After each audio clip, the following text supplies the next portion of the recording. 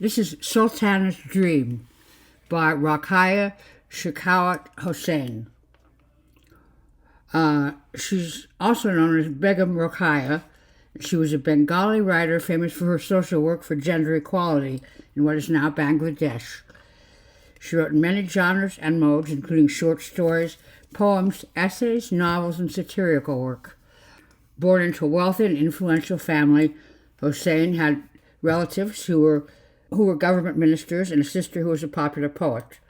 Although she was married at 16, Hossain's husband was a progressive who allowed her to continue her education and who encouraged her activism. Hossain often used humor and cutting satire in her writings to push back against widespread resistance to the education of women. She also established the first school for Muslim girls in 1909, founded the Islamic Women's Association, which held debates and organized conferences regarding the status of women in education. She advocated reform, particularly for women. And this is Sultana's Dream. One evening I was lounging in an easy chair in my bedroom and thinking lazily of the condition of Indian womanhood. I'm not sure whether I dozed off or not, but as far as I remember, I was wide awake. I saw the moonlit sky sparkle with thousands of diamond-like stars very distinctly. All of a sudden a lady stood before me. How she came in I do not know.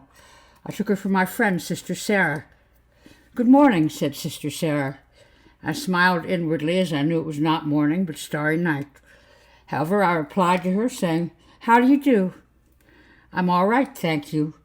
Will you please come out and have a look at our garden?" I looked again at the moon through the open window. Though there was no harm in going out at that time. The men servants outside were fast asleep just then. I could have a pleasant walk with Sister Sarah. I used to have my walks with Sister Sarah. Many a time did we walk hand in hand and talk lightheartedly in the botanical garden there. I fancied Sister Sarah had probably come to take me to some such garden. I readily accepted her offer and went out with her. When walking, I found to my surprise it was a fine morning. The town was fully awake and the streets alive with bustling crowds. I was feeling very shy, thinking I was walking in the street in broad daylight. There was not a single man visible. Some of the passers-by made jokes at me, but I could not understand their language.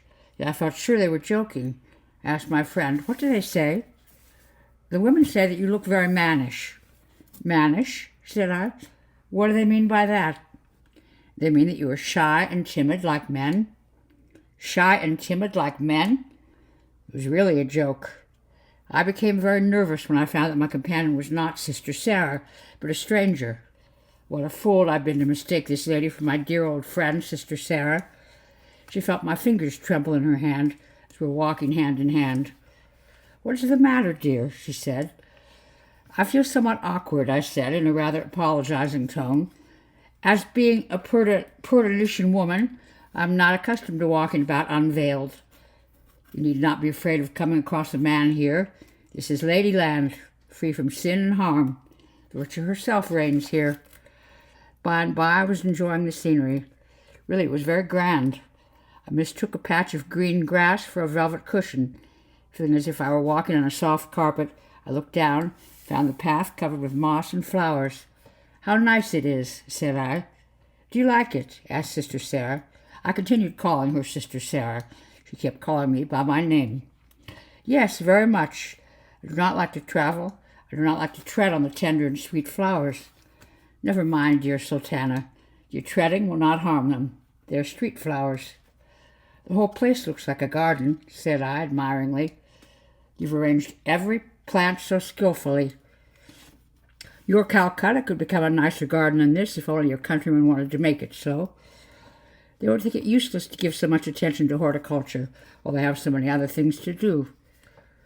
"They could not find a better excuse," said she with a smile. I became very curious to know where the men were.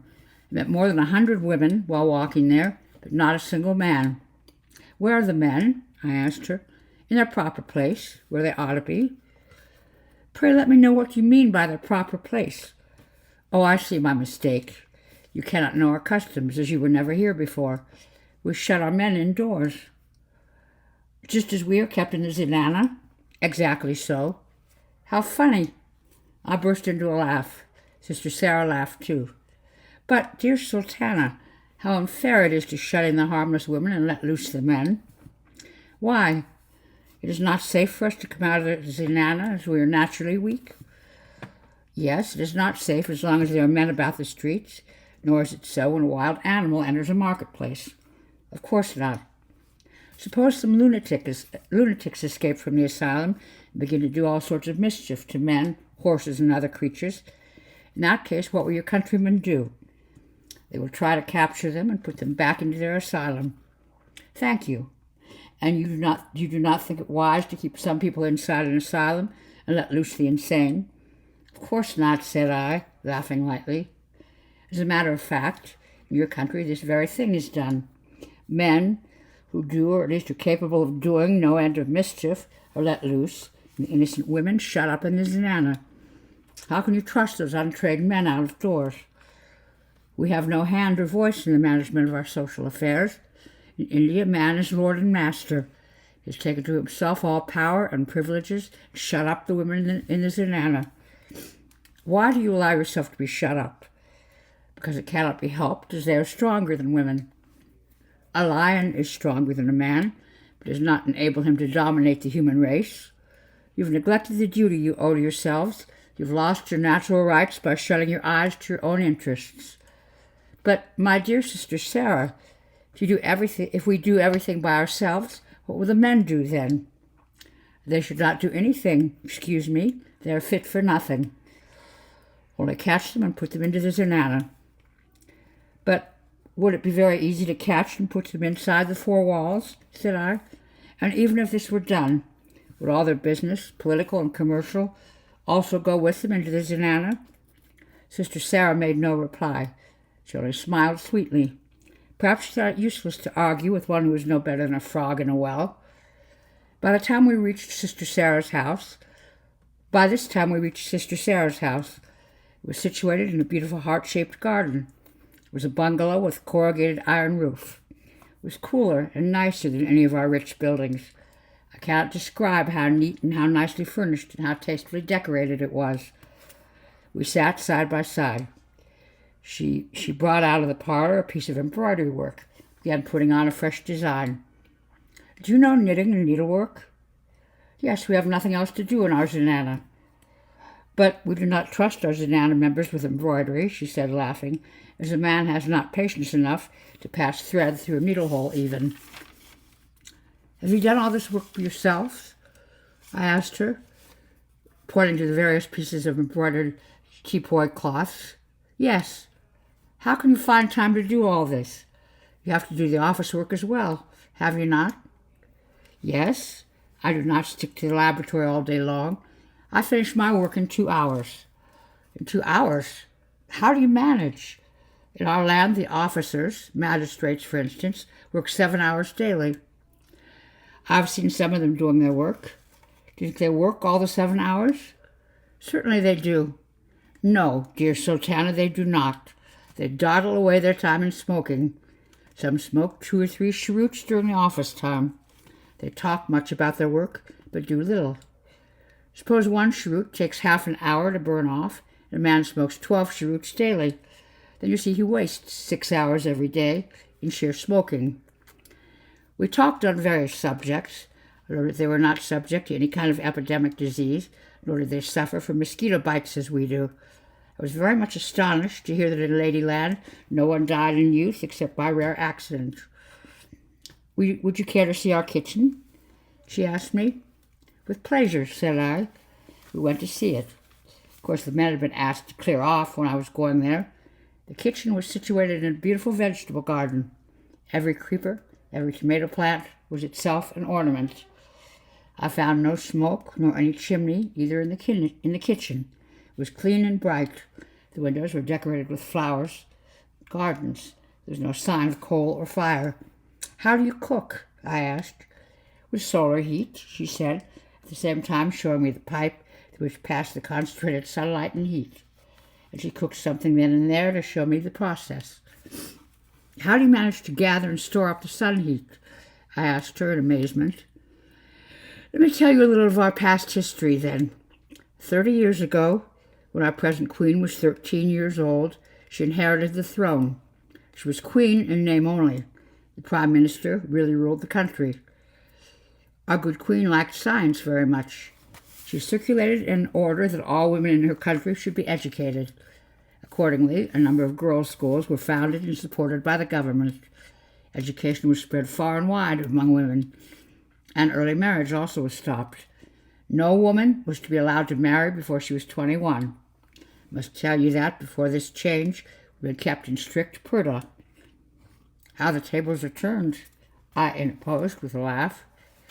But the seclusion is the same, she said. In a few years we had separate universities where no men were admitted. In the capital where our queen lives, there are 2 universities. One of these invented a wonderful balloon to which they attached a number of pipes.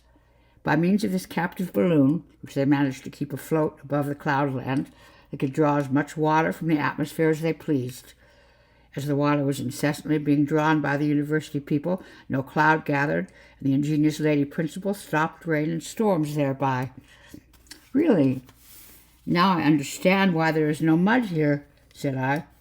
I could not understand how it was possible to accumulate water in the pipes. She explained to me how it was done. I was unable to understand her, as my scientific knowledge was very limited. However, she went on. When the other university came to know of this, they became exceedingly jealous, tried to do something more extraordinary still. They invented an instrument by which they could collect as much sun heat as they wanted. They kept the heat stored up to be distributed among others as required. While the women were engaged in scientific research, the men of this country were busy increasing their military power. When they came to know that the female universities were able to draw water from the atmosphere and collect heat from the sun, they only laughed at the members of the universities and called the whole thing a sentimental nightmare. Your achievements are very wonderful indeed. Tell me how you managed to put the men of your country into the zananas. Did you entrap them first? No. It's not likely that they would surrender their free and open-air life of their own accord and confine themselves within the 4 walls of the zanana. They must have been overpowered. Yes, they have been. By whom? By some lady warriors, I suppose? No, not by arms. Yet it cannot be so. Men's arms are stronger than women's. Then, by brains. Even their brains are bigger and heavier than women's, are they not? Yes, but what of that? An elephant also has got a bigger and heavier brain than a man has. Yet, man can enchain elephants and employ them according to their own wishes. Well said, but tell me please how it all actually happens. I'm dying to know it. Women's brains are somewhat quicker than men's. 10 years ago, when the military officers called our scientific discoveries a sentimental nightmare, some of the young ladies wanted to say something in reply to those remarks.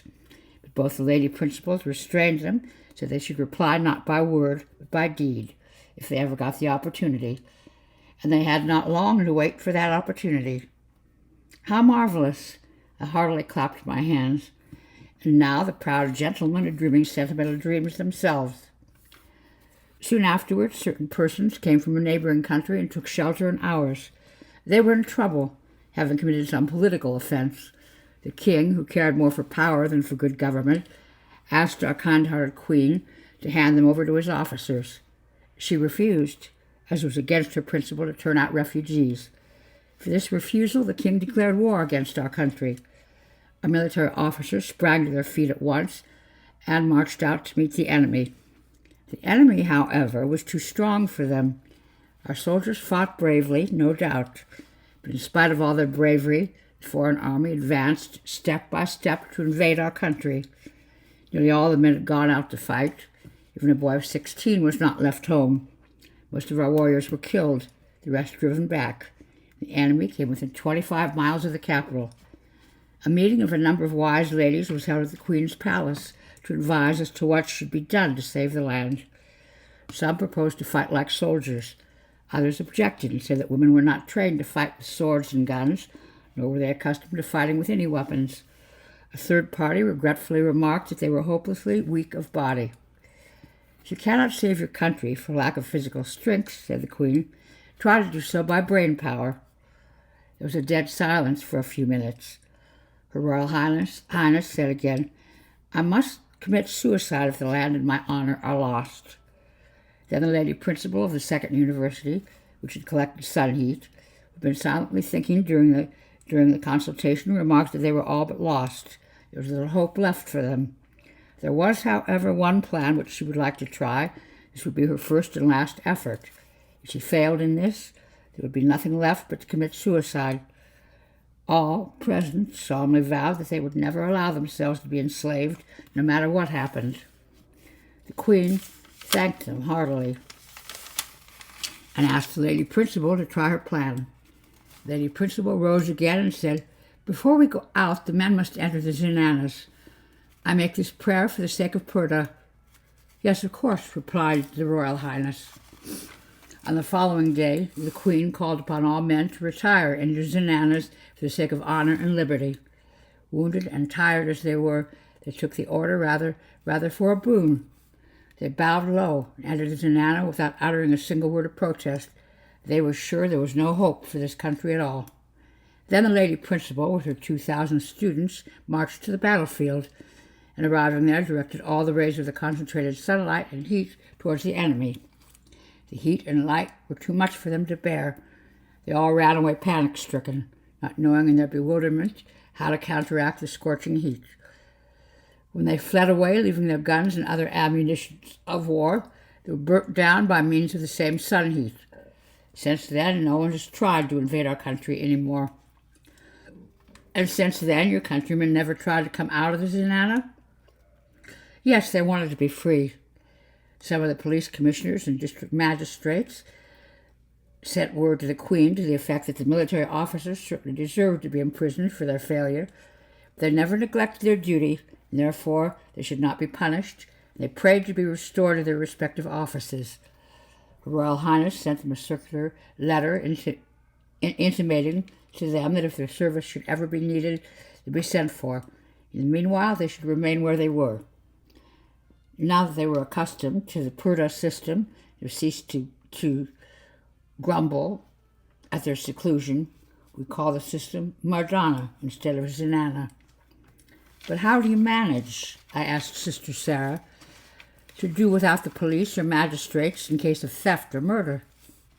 Since the Mardana system has been established, there's been no more crime or sin.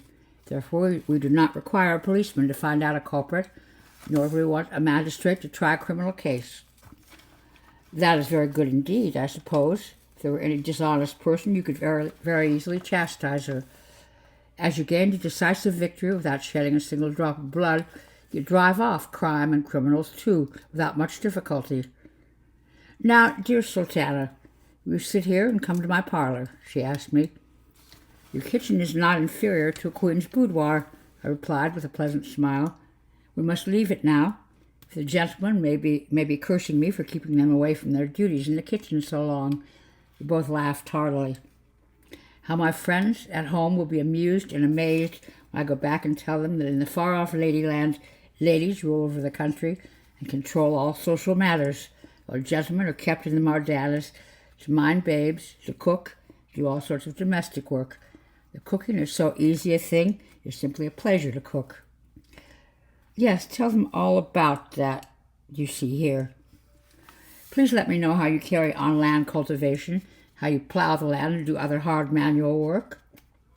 Our fields are tilled by means of electricity, which supplies motive power for other hard work as well. We employ it for our aerial conveyances, too. We have no railroad nor any paved streets here. Therefore, neither street nor railway accidents occur here, said I. Do not you ever suffer from want of rainwater? I asked. Never since the water balloon has been set up. You see that big balloon and pipes attached thereto? By their aid, we can draw as much rainwater as we require. Nor do we ever suffer from flood or thunderstorms. We're all very busy making nature yield as much as she can. We do not find time to quarrel with one another, as we never sit idle. Our noble queen is exceedingly fond of botany. It's her ambition to convert the whole country into one grand garden. That idea is excellent. What is your chief food? Fruits. How do you keep your country cool in hot weather? We regard the rainfall in summer as a blessing from heaven. When the heat becomes unbearable, We sprinkle the ground with plentiful showers drawn from the artificial fountains. In cold weather, we keep our rooms warm with sun heat. She showed me her bathroom, the roof of which was removable. She could enjoy a shower bath whenever she liked by simply removing the roof, which was like the lid of a box, and turning on the tap of the shower pipe. "You are lucky people," ejaculated I. "You know no want." "What is your religion, may I ask?" "Our religion is based on love and truth. It is our religious duty to love one another and to be absolutely truthful. If any person lies, she or he is punished with death." No, not with death. We do not take pleasure in killing a creature of God, especially a human being. The liars asked to leave this land for good and never to come back to it again. Is an offender never forgiven? Yes, if that person repents sincerely. Are you not allowed to see any man except your own relations? No one except sacred relations. Our circle of sacred relations is very limited. Even first cousins are not sacred. But ours is very large. A distant cousin is as sacred as a brother. That is very good. I see purity itself reigns over your land. I should like to see the good queen, who is so sagacious and far-sighted, who's made all these rules. All right, said Sister Sarah. Then she screwed a couple of seats onto a square piece of plank. To this plank she attached 2 smooth and well-polished balls. When I asked her what the balls were for, she said they were hydrogen balls. They were used to overcome the force of gravity. The balls were of different capacities to be used according to the different weights desired to be overcome. She then fastened to the air car 2 wing-like blades, which she said were worked by electricity. After we were comfortably seated, she touched a knob, and the blades began to whirl, moving faster and faster every moment.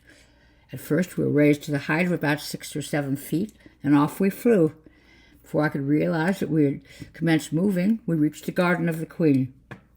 My friend lowered the air car by reversing the action of the machine. When the car touched the ground, the machine was stopped, and we got out. I had seen from the air the Queen walking on a garden path with her little daughter, who was 4 years old, and her maids of honor. "Hello, you here," cried the Queen, addressing Sister Sarah. I was introduced to Her Royal Highness and was received by her cordially without any ceremony. I was very much delighted to make her acquaintance. In the course of the conversation I had with her, the Queen told me that she had no objection to permitting her subjects to trade with other countries. But, she continued, no trade was possible with countries where the women were kept in the zananas, so unable to come and trade with us. Men, we find, are rather of low morals, so we do not like dealing with them. We do not covet other people's land. We do not fight for a piece of diamond, though it may be 1,000-fold brighter than the Koh-i-Noor, nor do we grudge a ruler his peacock throne.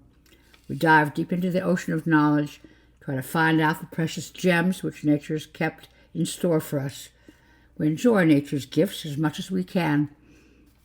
After taking leave of the Queen, I visited the famous universities, shown some of their manufactories, laboratories, and observatories. After visiting the above places of interest, we got back into the air car. As soon as it began moving, I somehow slipped down, and the fall startled me out of my dream. And on opening my eyes, I found myself in my own bedroom, still lounging in the easy chair.